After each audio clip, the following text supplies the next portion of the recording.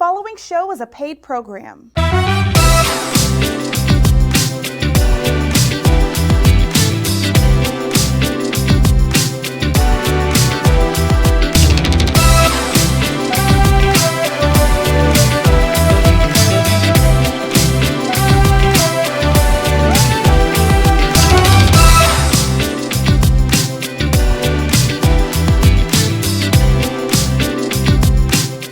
Hey family, thanks so much for tuning in on today. We have Miss Day Edwards with us today, but before we do this whole production on today is sponsored by DNP Productions. Let's see that video.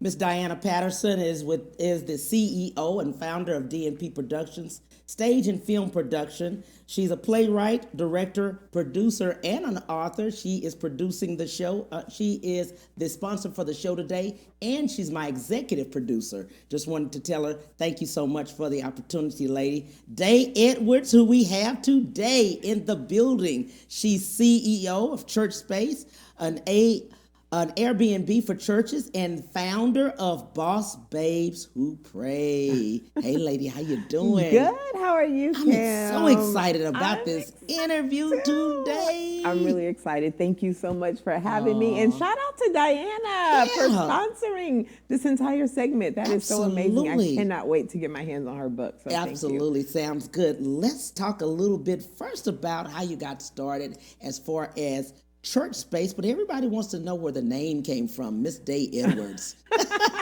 So my legal name is actually Deshawn Edwards, but I shortened it because I hated going to places. Yeah. And I'm a foodie, so I like to eat. And they would ask my name, and I hate when people ask, well, how do you spell it? And then I have to go into that whole rendition. Right. So my name's just Day. It's just simple. It's Day, D-A-Y. Yep. And in looking at that, CEO of Church Space, Airbnb for churches. Yes. Wow. I know, right? Everyone's always blown away, but it's actually something that people have been doing for a very long time, especially churches, is the shared space industry. So what we do, a lot of people, CBN referred to us as the Airbnb for churches. A lot of people know our business from winning first place at the Essence Festival on stage. We walked away first prize of their pitch competition in 2019. And that's when a lot of people found out about Church Space. So we help churches rent out their underutilized space. So most people don't know this, but church buildings are empty 69% of the week. So we go in and we take that 69% vacancy and we turn it into revenue for them. Wow. Yeah. And looking at that, how did that come about? Where does that thought process come from? First of all God, Yes. all God. I was actually in the middle of praying and fasting, and not anything about business or marketplace specifically. I was really just praying and fasting to get out of a lot of bondage that I put myself in. Like, oh God, I really need you to break some things.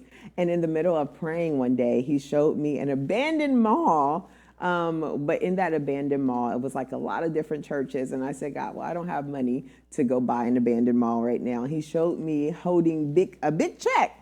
And so I just went on to this series of like 6 months of pitch competitions. And so we won about $40,000 doing that within less than a year. And we started to build the platform. We're about 2 years old, and we actually have some really huge news, but we can't release yet for Church Space here in Houston. But we're a tech startup now, And we have a team of about 6 people. So that's pretty much where it started and where we're at now. I love that. But going back to your background, it didn't start here. It did Let's not. go back to the background. Ooh, we're going to trace all the way back to the background. So a lot of people, know me. I've had a pageant system for Black women where we did a lot of different philanthropy scholarships. It was a natural hair pageantry, and that actually segued.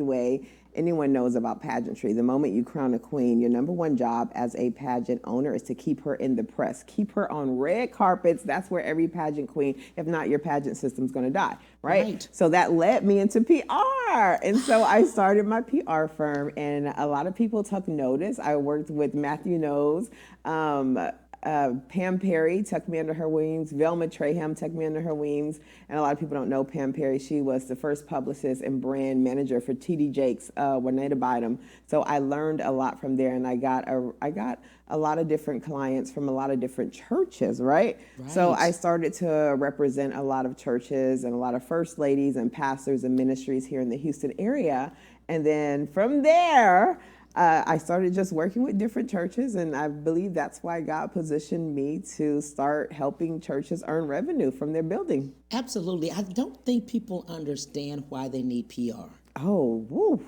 Listen, if you don't have PR, you're pretty much doing a lot of something, but you're not leaving a paper trail. You're not leaving a stamp print of what it is that you're doing. For instance, we have an event coming up, and if I were to just do that event and have no press release and no press afterwards, you wouldn't be able to even go online and have an archive of what took place, right? Yes. And that's huge. That's really huge to have that media trail, not really a paper trail, but your media trail for sponsorship, for investors, for other people who, if you're going to do this again, other people want to know what was the first one like, what was that about, and it builds to your credibility because it's so easy to talk a thing, but once you have that tangible proof, it's completely different. I love that. I love the way you're saying that because most people, they don't even put that in a budget, right? Oh my goodness, yeah. And then they often wonder, well, why don't I have brand awareness or brand recognizability? So yeah.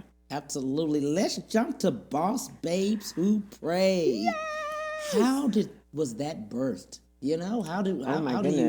How did that come about? I mean, where did that dream come from? So God gives me many of dreams, and I used to feel so burdened. I used to feel like I used to have to do everything by myself all at once. And he finally took that burden for me and said, I'm giving you these ideas because I want you to do them with other people. Not every idea he gives us is for us to do ourselves, because we would literally kill ourselves trying to do everything that God gives us, right?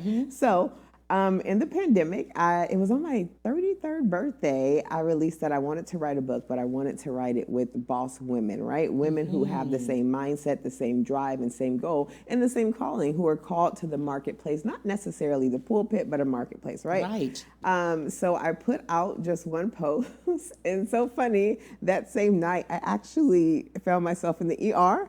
I had emergency surgery to have my gallbladder removed, but I woke up and like 33 women had signed up. So I was like, okay, God.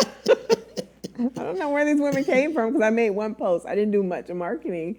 But yeah, I didn't do much marketing, and they had signed up. And so we decided let's do this. So what we did, we got them a writing coach to help them understand how to write, how to tell their testimony. A lot of the women in the Boss Babe Who Pray, of course, naturally, they're boss women, they're CEOs, they're founders of nonprofits, they're presidents, they're vice presidents, or some of them are even in the marketplace while they're figuring out how God is going to position them on their career and their job, right? But they often are referred to as what they do on their job are in their actual business. But this is more so a voice for them to tell their testimony of how they got to where they're at and how God is pretty much carrying them throughout that journey. So yeah. I love the fact that you acknowledged and honored each one. Oh, yes. Yeah. Because now you've gotten, it's 2 volumes at this point. Yes, it is. And it's 60 women at this point, right? 60 different authors at this point, and everyone has their story, right? Yes, they do. But going back to you, lady, let's honor you right now. Because many people don't know that's a collaboration of 60 women, Yeah. 60 different personalities, 60 different CEOs and bosses. Yes. But you broke the ceiling Yes. of that, Yeah. of the bringing women together and collaborating in that way. Exactly. Exactly. Wow. And What does that feel like to be the first? to you be know? the first. You Be the know, first African American woman to do this. Yeah. Especially a book, the first book, 31 women. Yes, it was 31 women in the very first volume. And that's 31 different successful women yes. Yeah. in their own right yeah. coming together and collaborating and uniting.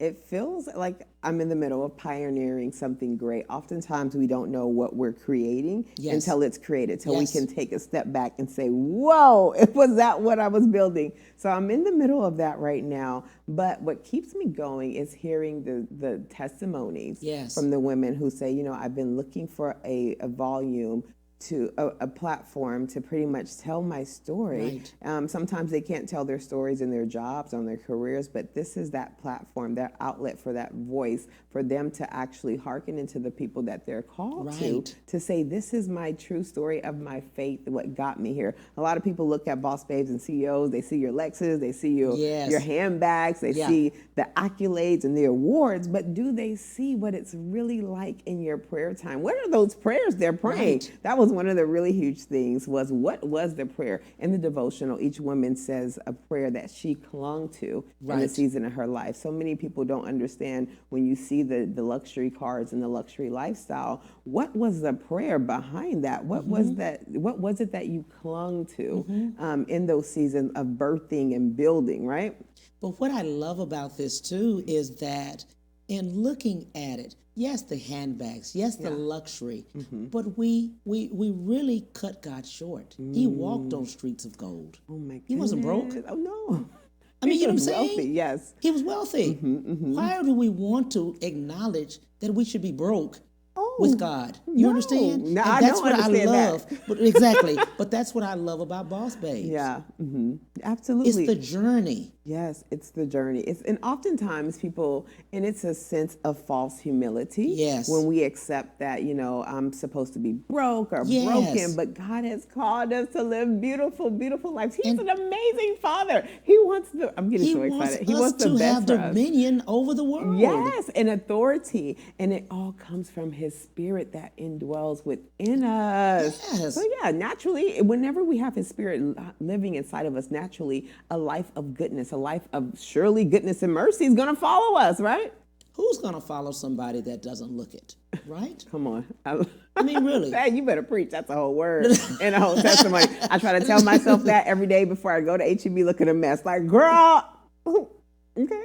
Now, Day Edwards, you can't go look at a mess. Now, come on. You've already put 60 plus women on a platform. This is Oh, my celebrity, goodness. Day Edwards. Oh, Now my try. goodness. My goodness. My goodness. But when you think of that, families, not every, and let's just go back. I love the collaboration because not everybody wants or has. Everybody has a story. Yeah, But absolutely. the time to put a whole book together. Yes, yeah. In a pandemic at that, and these are CEOs, these are boss women who have major companies. These are 6-7 figure earners, right? They're just not, they're not just at home sitting and being house moms, which is amazing. Right. Kudos to those. Yes. But these are women who are building $1 million brands, right? Absolutely. So the fact that they even found the time to say, okay, you know what, let me find a moment of stillness. And I think we all did Yeah. that in the pandemic, is let me find a moment of stillness, but use that moment of stillness to actually tell other people, inspire other women of what it's really like. What's the journey? What's the prayer? And what can they cling to in the middle of building?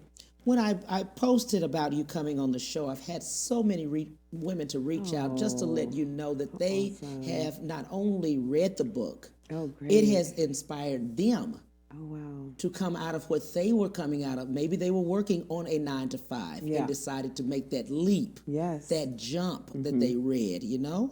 Also, one lady said she decided not to have a broken mind, a broke mind, the Hallelujah. mindset. Yeah. Change your mindset. Yeah. The poverty mindset, that's what a lot of people automatically deal with going into the marketplaces. Do I have the funds? That was my first question. And that's the enemy's number one tactic. When you Am I worthy? Am I worthy, right? It's either your identity or do you have the Yes. provision? If you go back and you look in Genesis and you look at Eve, when the serpent met her, the first thing he did was question her identity and made her question like, well, did God really tell me this? Is Right. this really, what is the truth? But that's just a poverty mindset. It's It a is. mindset of like, it's an orphan spirit, honestly, Yeah. right? That we have to come out of agreement with to say, okay, if I have a good, amazing Father in heaven, why wouldn't he want me to have the very, very best, to have wealth, On to have earth. on earth as it is in heaven? On earth, as it Heaven's not is. broke at all. Heaven's not broke. It's a very glorious, rich place. And that's what and that's what I loved about your book. Mm-hmm. By bringing the CEOs, by bringing women together, and the Yes. collaboration, and now their sisterhood. Yeah. Oh, it's beautiful. A sisterhood. It's a sisterhood with women from Atlanta, DC. Like minds, like-minded. Yeah. And I'm glad you mentioned that.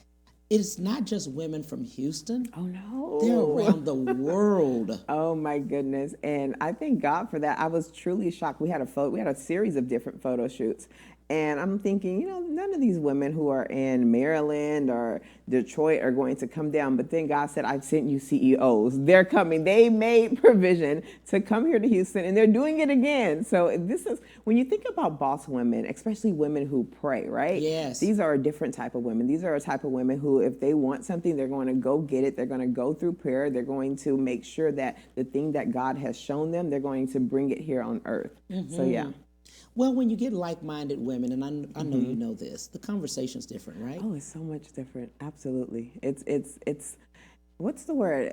It's liberating. Yes. It fastens you for your next season of life, right? It's not something that pulls you down, but the conversations, like, they catapult you to the very next thing. And if you're not careful and you're having those conversations with the wrong type of people, with a different type of mindset, it will almost make you feel like you have to shrink. But what I love about the Boss Babe community is that you're able to be who you are and celebrate what God has done for you and what Right. he's doing for you. And it's going to be in a community of women that don't feel intimidated, but they feel That's inspired. it. Inspired. Yeah. I love that part. I Yes. love that part because the thing that hurts many of us is jealousy. Oh, yes. Yeah, I heard a really good quote is that many of us are overly jealous and undereducated or under ready. And what that leads us to do is we start to compare. And we spend so much time comparing our life to someone else's life, where we could be using that time and resources to actually develop and be prepared, right? And what I love about your community of women is that they share. They share. They share the information. Well, you know That's what? huge with us. Yeah, that's with our really community. huge. We don't share the information. Oh my goodness, We that do is not so huge. share the information. But that goes back to that orphan spirit, Yes. that orphan mindset that says, the word tells us that God will prepare a table before us in the presence of our enemies. But imagine an orphan coming to that table. They're going to feel like, I have to get as much as I can and run away. Right. But if you believe that God is a good God, you would say, well, there's plenty of more tables because I can't be the only one to Right. have a good father, right? Absolutely. So, yeah. Absolutely. And then as we're going up, bring somebody else. Oh, That's what I love about the yes. collaboration that you did. They're all on the same playing field. Maybe Yeah. they had a different journey, everybody does. Yeah. But then they're able to let others through the book, Yep. through their word, through their testimony. Yes. From their test. Yeah, yeah. know? And it's a beautiful thing when you're able to look at a lot of the things you went through, your dark seasons, and use those dark seasons to pull someone else out of their dark season, right?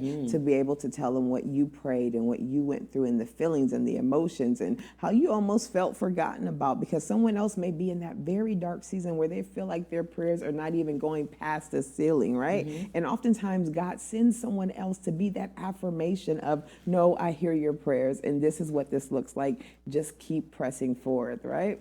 Absolutely, absolutely. I'm so glad you mentioned that. Even things that you learned along the way, just yeah. a few things. Just tell us just something that you learned along my the way. goodness. It's so much. It's so much. It's a so lot. much. But I definitely learned within this process, and God has a way of dealing with us and molding us to where He's bringing and taking us, right? I've definitely learned to value people more than you value yourself. value other people.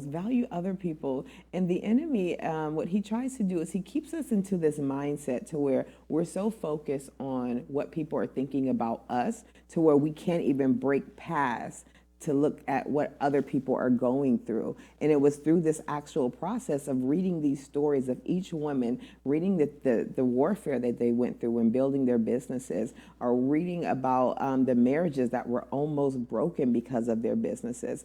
Hearing their stories helped me realize that, you know what, this isn't even about my story. This is about their story getting out to the public. Other people need to hear this. Other people need to be pulled out of those dark spaces. But imagine if I used to have a very bad habit of being stuck in my head worrying about me and what people are thinking about me. And God's like, I love you, but you're not that important. So let's move on to someone else around you, right? But imagine if I would have just stood there and I did not value the stories of other women around me, right? What that would have looked like and how they would have almost been delayed in helping someone else. It's almost like a domino effect. Right. Let's do that. Let's take a break and we'll be right back on the Cam Hill Show. To the Cam Hill Show after these messages.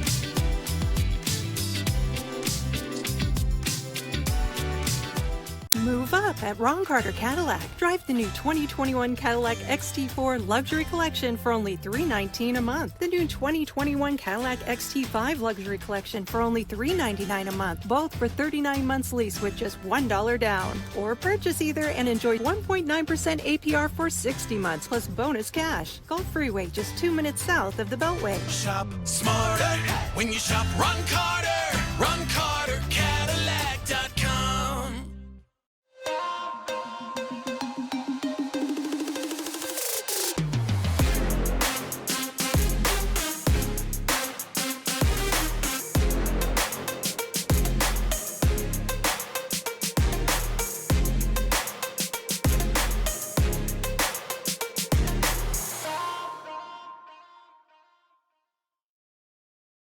My prenatal promise is to make sure my baby is safe and healthy, because I know it is possible to acquire syphilis, HIV, or other STDs without knowing it. Getting tested is my very first chance to protect my baby. Doctors are required to give expectant mothers 3 separate tests for syphilis. If you're pregnant, ask your doctor if you're being tested properly for syphilis and other STDs. Congenital syphilis can lead to a miscarriage, stillbirth, or an infant death. Don't risk your baby's health. To find out more, visit myprenatalpromise.com. Have you heard about Hero Go TV offering free TV?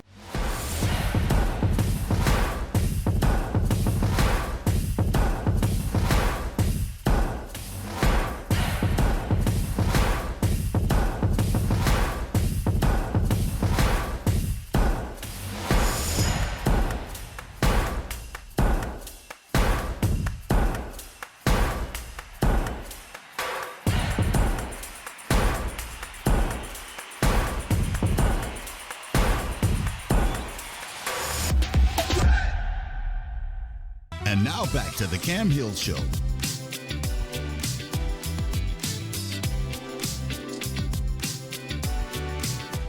Hey, we're back with Miss Day Edwards. We were just talking a little bit about Boss Babes. Yes. Just the whole dynamic of it. Just knowing what we're doing. New authors are out there. Yes, they are. Several new authors are out there. Yeah. And all of us have a story, right? But with the story, new authors just really want to know, how would they get started? What would they do? Man, that is the very, very first thing. The first piece of advice I would give for a new author is to do a complete brain dump. And when you think of a brain dump, think of a rough draft. Often people, if you're like me, you get a little upset doing a rough draft because you want it to be perfect. So keep in mind that it's a draft, right? It's not going to be perfect, but the whole purpose is to pretty much get it out of your mind. I do business consulting, and one of my clients, she's a life coach, Miss Pamela. Hi, Pamela, if you're watching. So we were consulting of how could she take her business to the next level, because she's also a publisher. And so we started walking through this journey. We realized that while she's life coaching, she actually walks people through their life of their story. So we came up with a product or a service where she walks people through the life of her story. Now she publishes their story. So I would say, if you need help, get with the life coach, get with someone who can help you process and unpack a lot of your trauma, right? Because if you're not able to do that by yourself. It's always good to have someone to come alongside with you, which is why within Boss Babes Who Pray, when we did the publishing of the books, we always had a life coach or a minister come through to help the women unpack some things. And oftentimes what that leads us to see is we see the lie of the enemy and we're able to write out the truth. It's one thing to tell your dark story, but what does that redemption look like in that darkness, right? I'm glad you mentioned that, because many people, they have the life story, but it's the redemption.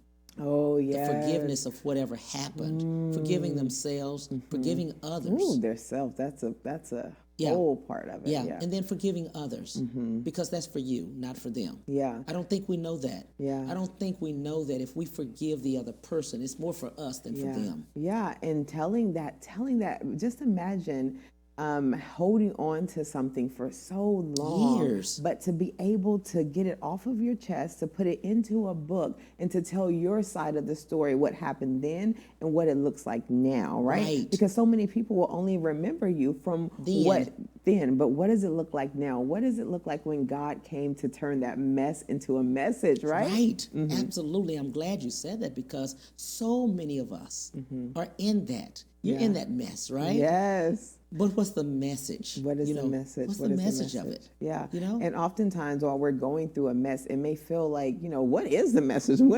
When am I going to get through this? But even if that's you right now going through that, begin to journal, begin to dialogue. And what that helps us do is it helps us to see, well, if this is what I'm going through, what is the Word of God actually says I should be going through? And it begins to help us to declare that over our lives, to get us and pull us out of that darkness or pull us out of that mess, or to actually see the actual biblical message in our mess. Absolutely, absolutely. And looking at that, you were discussing the publishing side of this. Yes. And just understanding, what does that really, really mean to an author? Because, and I say this, it's many authors that aren't bestsellers yet, right? Yeah. And they wrote their book several years ago. It's sitting on the shelf, and they need an income. Yes. Not realizing that, kind of like a ram in the bush. That is the income. That is that, That's right? it. People want to hear the story. Yeah. Bringing that off the shelf. It's complete. It's a book. They've already written it. Let's talk to those authors. Oh my goodness. I read something so profound a few weeks ago. It says, you're not doing things wrong, you're doing things alone. A lot of the things that we're trying to do in our life, we're trying to do them by ourselves when God has created us to do things in community, right? So I think back to whenever I was thinking of publishing a book by myself, how far would that have really gone if I did not have that community of boss babes, that community of other like-minded women to not only encourage me to publish, but to be alongside me as I publish? Because it's one thing to publish a book, and oftentimes what people do is they publish a book and then it collects dust. They put one link out and they're like, well, only 10 or 20, 50 people purchased it. But imagine a community putting out that link, right? A community. Imagine a community putting out that same link and driving that same buying power to the same link. That's more than 5 or 50 people purchasing one book. But also what that does is we talked about PR, the importance of having PR for a book, which I realize a lot of authors, they don't necessarily see the PR aspect of it. They more so say, well, do I need a press release? How do I get that out? But if you think about PR, you're pretty much putting out an alert to another community of people, right? So you're going out to a community of media, a community of news reporter, a community of journalists, right? Who need to understand what it is that you're currently working on. So I would say find community. And if you can't find community, identify someone who knows community. Right. Yeah. Absolutely. I love what you're saying on that, because the business side of being an author. Yes, yeah. I don't think a lot of authors have that business side or understand the business side of that. Yeah, it's definitely a business, like with most things that we do, and it comes to, if that's not your weakness, I always say hire your weakness. Always make sure that you have someone who can do that business side for you. For instance, when we first did the first version, publishing was not my thing. Now I can publish because I'm like, God always, he does something so funny. Whenever I try to hire someone, he lets me hire them for a season. And then he says, okay, now I need you to understand what they're doing in the back end. Right. So I would say hire someone until you understand how to actually go about doing it. how to actually understand the business aspect, getting your tax ID, making sure that your book is on every possible channel in which it can be purchased, understanding your marketing strategy, right? Boss Babes Who Pray, most people, they say you have a lot going on. I'm like, yes, because we have to push a lot of books. Yes. We have a lot of books to push. When I hope you are able to come Saturday. Yes, you will see Saturday. the multiple women, and on their table they will have their copies of their book for you to purchase as well too, because you can't just publish a book and do one virtual signing, but we're doing a 5-city tour to help this book to get out to as many markets as possible. We've identified the markets where we have a lot of traction in, so we're going into those markets. So having that business strategy, having that community of different journalists on your side, and just having a community of other people to help you go through the business, navigate through the business aspect of publishing a book. Absolutely. I'm glad you said community. Yeah.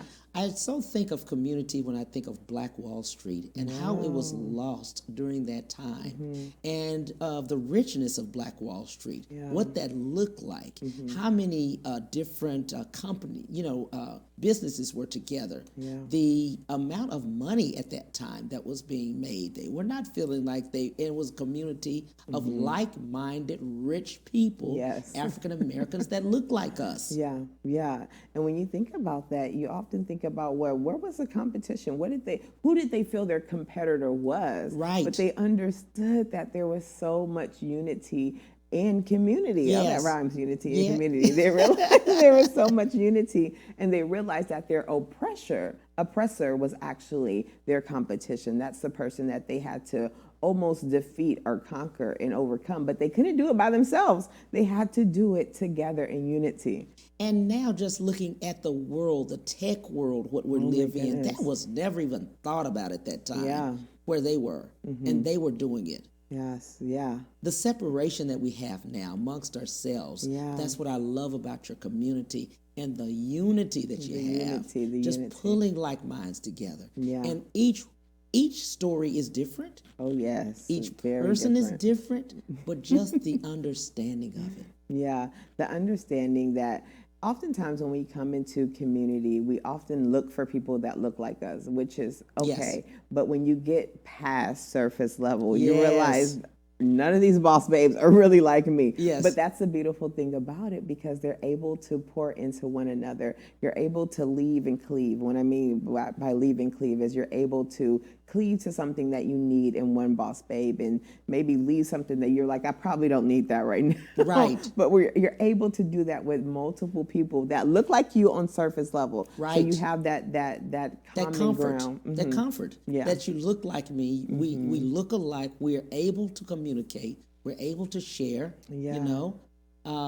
Our experiences. Yes, absolutely. And that's so huge. I go back and I think about where we're at with Church Space. So that's one of the other startups that I have. It's a tech startup. And in the tech world, there aren't too many people that look like me, Absolutely. especially women building a tech software for churches at that. And I often wish that we had such a community to where I'm able to build in the marketplace, in the tech arena. So yeah, I keep that in the forefront. Yeah. I think, and I'm glad you mentioned that. I think it's because women don't believe that they would make it. I'm saying, and what I mean by that is that you're coming into school. Yes, you have many that maybe go into the software development Yeah. or whatever, but I don't know that they know who can help them, Oh, get my the goodness. job or get, move forward and Yes. things like that. Oh, Because my the gosh. opening, we're looking for some help. Yeah, and that's the back to community. Back to community. A lot of the things that I did with Church Space, it was told to me by someone else.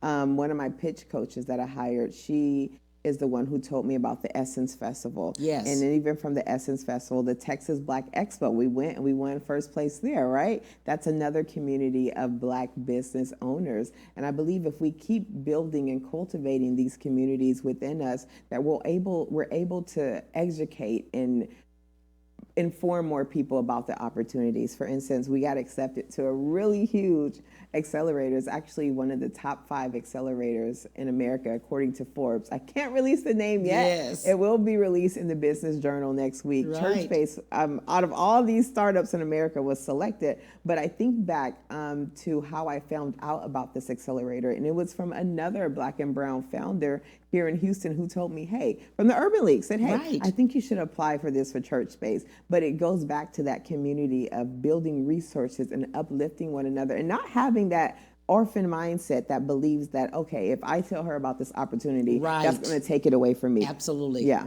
Absolutely. I'm so glad you mentioned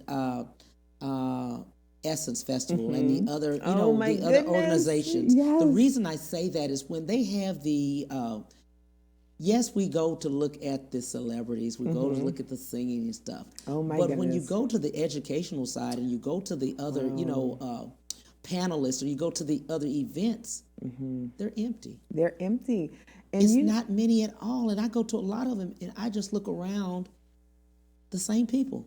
you know what? You know what I'm saying? The same 10 or 20 or 30 people out of thousands of people. I think the tides are changing now, Yeah. because now when I'm going to these, for instance, whenever I went to the Essence Festival, it was hundreds Yeah. of women or men applying to pitch on stage, and Yes. they only picked 10 of us, right? Yes. But But that's good to see. I'm glad to know that. Yeah. I'm glad it's changed. I think it's changing because as we realize that these corporations don't have the best interest for us, so we have to do our own thing, and people are coming. They're taking heed to that I need to build my own legacy. I need to build my own brand.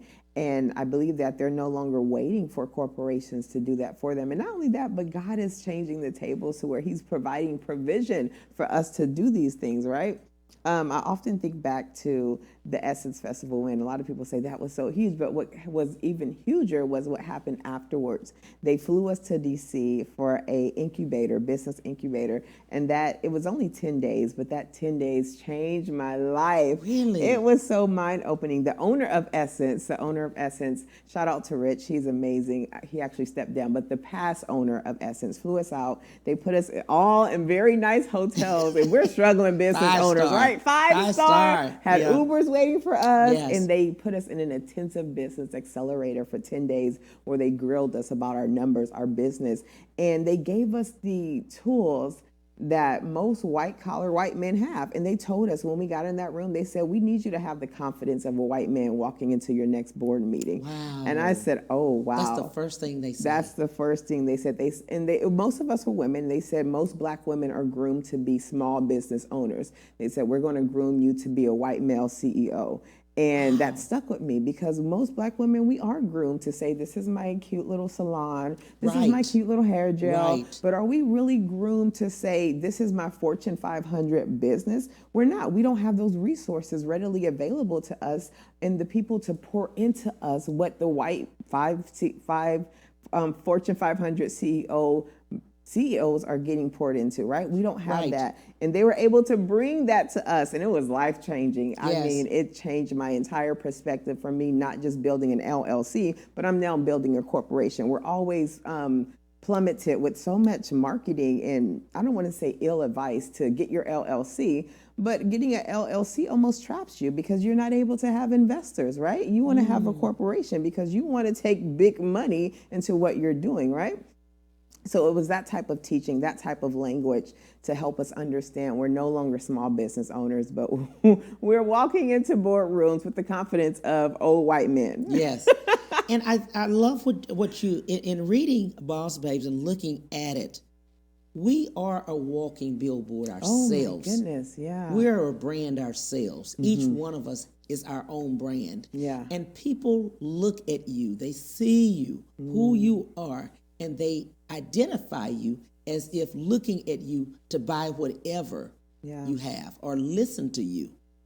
Yeah, absolutely. I believe we're not only just our own billboard, but we're a walking testimony. In the really word, it are. says that our life should be a life of prayer, right? So that should be a life that shows your fruit. Like, what is the fruit of your life? What does that look like? Right. You often say, check someone's fruit. Like, how are they really, really living? And I think a lot of people, especially those who are brand owners, people look at you and they want to see some type of credibility, but oftentimes it's going to be your stableness that you're able to not portray, but to show other people so that they can understand what goes into to produce such a lifestyle. I'm so glad you did the leap, the jump yourself. Goodness. Right? Yes. That's a jump. It is Boss a jump. Babes Who Pray is a jump. I'm on a whole journey of jumps and jumps. I feel like I don't ever stop jumping. Yes. Right. Jumping into something new, something that you didn't know that would happen. Just giving yourself the opportunity to say, you know what? I will learn, I know about it. Things may happen, but we will take care of those then. Oh, yeah. And oftentimes what that generally goes into is our confidence that we are on the right track. Sometimes we can almost trick ourselves into even taking the leap or taking the jump, or even try to act like we didn't even hear to leap. Like we're like, no, we didn't hear that. I'm going to just keep playing it safe. There's no leap for me. There's no jumping. Right. But miracles are only birthed in the realm of risk. You have to take a risk to get a miracle. Right. Sounds good. We'll take a break and we'll be right back on the Cam Hill Show. To the Cam Hill Show after these messages.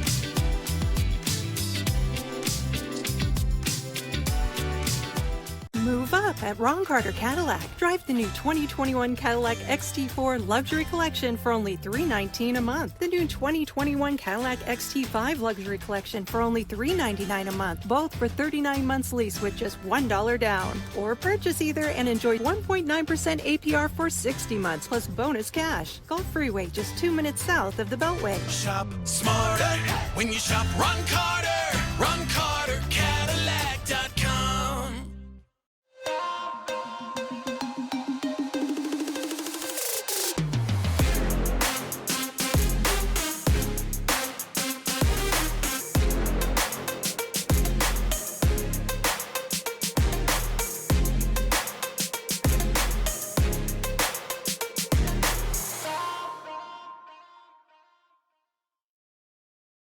My prenatal promise is to make sure my baby is safe and healthy, because I know it is possible to acquire syphilis, HIV, or other STDs without knowing it. Getting tested is my very first chance to protect my baby. Doctors are required to give expectant mothers 3 separate tests for syphilis. If you're pregnant, ask your doctor if you're being tested properly for syphilis and other STDs. Congenital syphilis can lead to a miscarriage, stillbirth, or an infant death. Don't risk your baby's health. To find out more, visit myprenatalpromise.com. Have you heard about Hero Go TV offering free TV?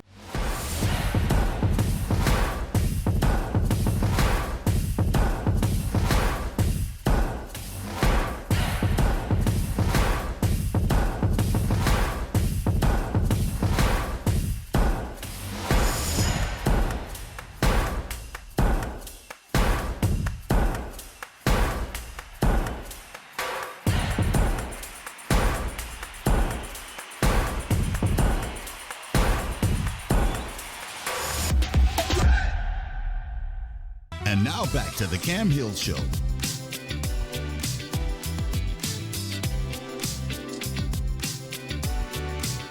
Hey family, thanks so much for coming back. We are here with Miss Day Edwards. We were just talking. Let's talk about this event. Oh my goodness. This weekend. This weekend, this Saturday, we are kicking off the 5-city tour of Boss Babes Who Pray. And it's not just a tour, it's actually a documentary release.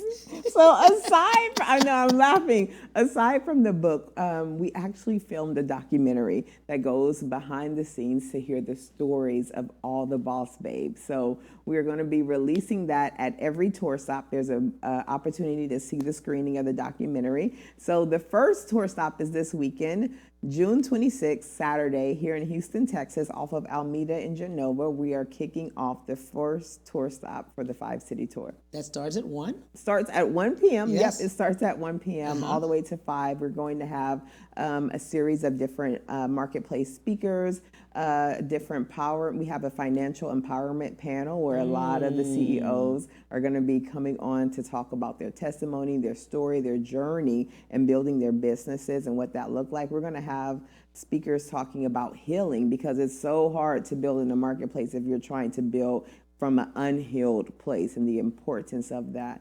And we're also going to give away some awards, and I hope you can be there, Cam. I'm coming. Oh I'm my definitely goodness, coming. that would so make this amazing. I'm pretty sure the Boss Babes would love. Hi, Boss Babes watching. I'm pretty sure they would love to meet you. Absolutely, I'm coming. Yes. I'm coming. Oh, we great. also want to talk about just the tours. You've got deciding the yes. tour. Oh my goodness. Deciding to do a tour. A tour. Exactly. That's what I woke up this morning and I said, God, no, wait a minute. How did we come up with 5 cities? Like I was like, I would have been just okay with just one. I would have been okay with that. But oftentimes, like I said, I look up and I'm like, what am I doing again? So we're going to Houston first. Then after that, on July 10th, we're going to Jackson, Mississippi. Yes. From Jackson, Mississippi on July 31st, we're going to be in Atlanta. We're going to be in Atlanta. From there, we're going to Florida. And then our final destination is going to be Detroit, Michigan. So yeah, it's 5 cities, and each city is going to have a different panel, different speakers. We do a 7-on-7 where it's 7 women for 7 minutes. And if you think about heavy hitters coming to release a word in 7 minutes, almost like a cipher. Yes. It's going to be lots and lots of fun. But the most impactful part is the altar call. Lots of different releases, just breaking free of bondages, and just so many things that God has put on our heart for the women that He's called to the marketplace to attune to align to. Of all and then you have other things that are happening with Boss Babes. Oh my goodness. There's a lot going on with Boss Babes. We have the documentary. We have a lot going on. We have another volume that's coming up. I'm not going to release too much information, but for those who are interested, they can go to the website of bossbabeswhopray.com. Absolutely. Volume 1 and 2 is out. Yes, yeah, you can find that on Amazon, or you can actually get with a Boss Babe to purchase the book. That's something about our community is we don't sell the book ourselves, Boss Babe. We let the co-author sell it. And we've had women earn over thousands of dollars from selling this book as an extra stream of income, which is amazing. Yes. I'm like, y'all selling more books than me. But it's amazing. Yeah. Yeah. So they're selling the books. They're getting another stream of income off of the book, and they're authors. Yes. And we are really, just the fact that this all happened in a pandemic. Boss Babes Who Pray, it was established a year before the pandemic, but we kind of just sat on the brand. We weren't really sure where God was taking us, and I was still building out church space. Right. But during the pandemic, which is such an odd time, He was like, well, let's start cultivating, building, and creating. So yeah. And just listening to what you're saying during this time of the pandemic, people are at home. Are at home. Yeah, they're at home. I had a lot of idle time to where I'm like, okay, God, what do you want me to do with this time? How can I use this time to better, like I said before, not focus on me, but focus on people around me. And this was one of the things that He's called us to. And so I even believe now, even as we're coming out of the pandemic, not really sure if that's the right term because we're still in it. And who knows what's going to be on that left turn, right? Right. But even in this time, I believe He's still using the stories of the women to cultivate other people in the marketplace. There are so many businesses that have been birthed throughout the pandemic that it's alarming almost. And in looking at the pandemic and how we have come out of this, when you've come out with collaboration of women. Oh my goodness, with women that I've never. Some of them I haven't even met yet. Yes. Yeah, women from all across America. It's really been a testament of community. It's been a testament of God, of His grace, and just what He can do when we sit still for a moment, right? Right. And then I'm just so glad that you allowed him to give you, and you be a vessel, in other words, to us. Yes. To us. Because sometimes we don't. We hear God and say, okay, no. We're not gonna do we're it. not right now. But Right. oftentimes, I'm gonna be very honest. I say that, but then I literally look up and I'm doing it. I'm like, how does this keep happening? But I believe that's what happens when you surrender. You literally look up and you're like, but I thought I said I wasn't gonna do that. Right. But I'm doing that. Right. So yeah. Absolutely. Let's look into the camera. What would you like to leave with the viewers? Oh my goodness. Anything that I would love to leave with the viewers, I would have to say, is to believe in the promises, come into agreement with what God has said about you, come into agreement with what heaven has said about you, and have peace with it. The word tells us the moment we come into agreement, we'll have great peace. So if you're experiencing any type of turmoil or dark season, if you want that peace, just come and declare what God has spoken over your life and find great peace. And don't give up, and begin to tell your story, your testament. You are a part of the Bible. You are part of a book of a Bible. So just think of your name as a chapter, just like Matthew, Mark, Luke, and John, and Peter, right? That is what I would leave you with. Sounds good. Thank you, Miss Day You're Edwards. welcome. This has been fun. This has been a lot of fun. I've enjoyed it. Thank you so much, Pam. And Diana. Thank you so much for the opportunity. Yeah, thank you for everything that you've done. Look at the creation that you've done within this time during a pandemic. Thank you. Thank God for you. Yeah, all praises to God. Isn't Thank that you. something? Yeah. Thank you so much. I appreciate Thank you. you for having The Cam me. Hill Show, 12:31, 30 Central Standard Time. See you then. Bye.